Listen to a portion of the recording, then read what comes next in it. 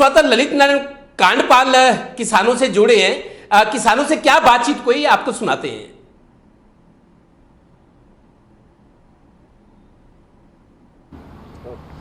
केंद्र सरकार के 3 अध्यादेश जो आए हैं किसानों को लेकर, पूरी कृषि को लेकर, उसके जो खिलाफ मामला चल रहा है, उसमें अभी थोड़ी देर पहले हरियाणा के जो भिवानी से सांसद हैं धर्मवीर सिंह, उनके आवास पर एक अहम बैठक हुई है, जिसमें जो हरियाणा भारतीय किसान यूनियन के गुरनाम सिंह जो हैं वो यहाँ पर पहुँचे हुए हैं अपने कई प्रतिनिधियों के साथ, और अब से थोड़ी देर बाद वो केंद्रीय कृषि मंत्री से भी मुलाकात करेंगे। उन्होंने कई सुझाव दिए हैं, खुद उन्हीं से पूछते हैं कि क्या सुझाव दिए हैं उन्होंने, क्या राय है आप लोगों की इसके बारे में। देखिए, अभी हम माननीय एमपी साहब से मिले थे, धर्मवीर जी से, और उन्होंने जो बताया है, उन्होंने ये बताया है कि अगर तो इसमें कोई सुझाव की आपको बात करनी है तो आप कर सकते हैं, लेकिन अध्यादेश किसी हालत वापस नहीं होंगे, और जब वापस होंगे ही नहीं तो हमने बातचीत का बहिष्कार कर दिया है कि फिर हम बातचीत करने के लिए जाएंगे ही नहीं। लेकिन हमें मालूम हुआ है कि कुछ संगठन और पहले से हरियाणा भवन में बुलाए हुए हैं। अगर वो संगठन कोई किसी तरह का सरकार को आश्वासन देते हैं तो ये किसानों के साथ धोखा होगा। हमारा बिल्कुल साफ कहना है कि तीनों अध्यादेश बिना शर्त पूरी तरह से वापस हों और एमएसपी की गारंटी का कानून बने, पूरे देश के किसानों का कर्जा मुक्त करें, ये हमारी मांगे हैं। और जब तक ये अध्यादेश वापस नहीं होंगे तब तक हमारा आंदोलन जारी रहेगा।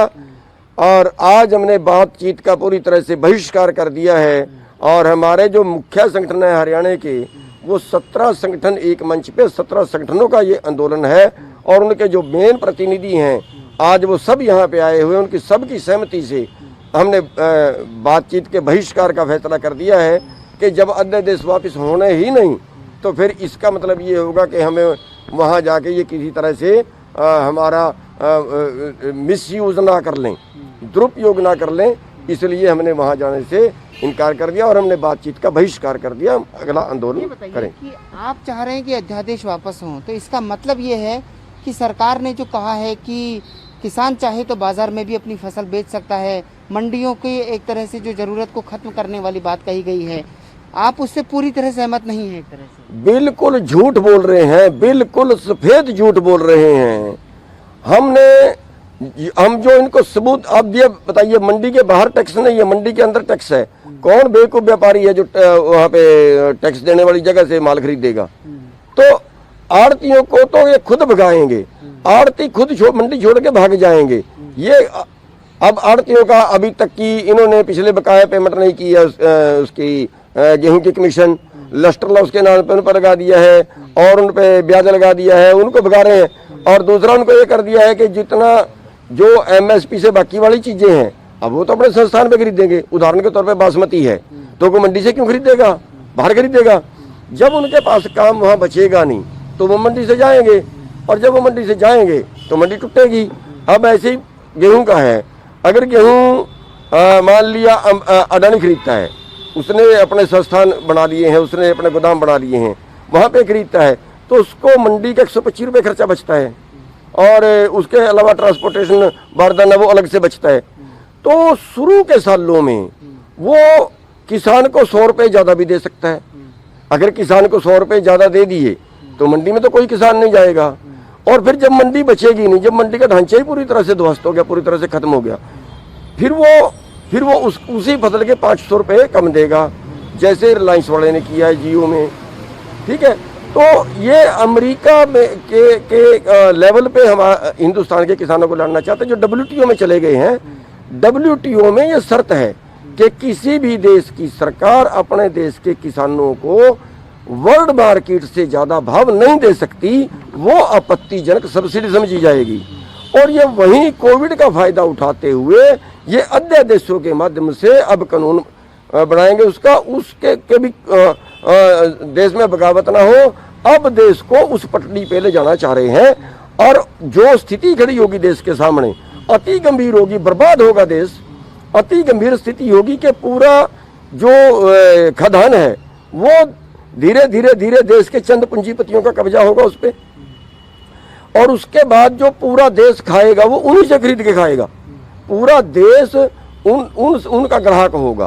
और ऐसे वो ब्लैकमेलिंग करेंगे, जैसे दाल में स्टॉक सीमा हटाई थी 4 साल पहले महाराष्ट्र की सरकार ने। और 50 ये तीनों अध्यादेश जो हैं, तीनों में से कोई भी एक स्वीकार नहीं है। एक भी स्वीकार नहीं है, एक भी स्वीकार नहीं है।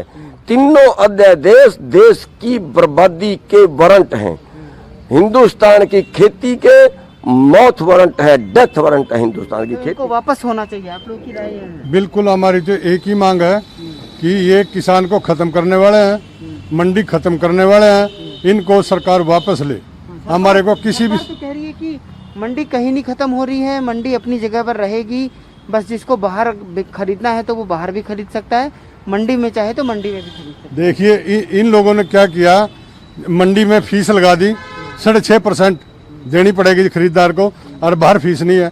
या तो बाहर भी फीस लगाएं या फिर मंडी में भी छोड़ दें। जब बाहर फीस लगेगी खरीदार को देनी पड़ेगी तो क्यों खरीदेगा मंडी से, मंडी खत्म हो जाएगा। ये प्लान है इनका। हम अपना तो आगे की रणनीति क्या है? हम कंपटीशन कैसे कराएंगे बाहर? मंडी में तो हमारी एक डेयरी जाती है, उदाहरण के तौर पे मैंने बासमती आपको बता दी। नहीं, अब आगे की रणनीति क्या है? आगे की रणनीति आंदोलन, और अब ऐसा आंदोलन या तो सरकार हमें मार दे और या हमारी बात मान ले। तो कुल मिलाकर बातचीत विफल हो गई है और किसानों ने साफ तौर पर कह दिया है कि अध्यादेशों को वापस लिए बिना कोई भी बात वो मानने को तैयार नहीं है। और उनका साफ तौर पर कहना है कि एमएसपी को लेकर एक अध्यादेश आना चाहिए जिसमें कि किसानों की जो फसलें हैं वो एमएसपी पर कम से कम खरीद होने की उनको गारंटी मिले। कैमरा पर्सन मुकेश के साथ ललित नारायण कांडपाल, टोटल न्यूज़।